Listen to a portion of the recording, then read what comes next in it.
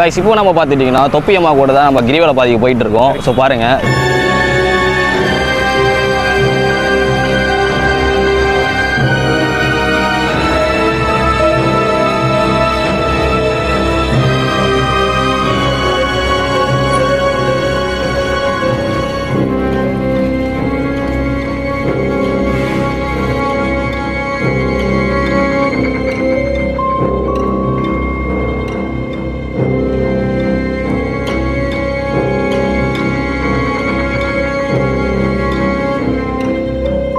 Okay அப்போ ஃபாரின்கார பத்தி எல்லாமே சொல்றாங்கல்ல, சரியில்லை அப்படின்னு. இவங்க என்ன பண்றாங்கன்னு தெரியுமா? ஆமா காலையில தான் வராரு.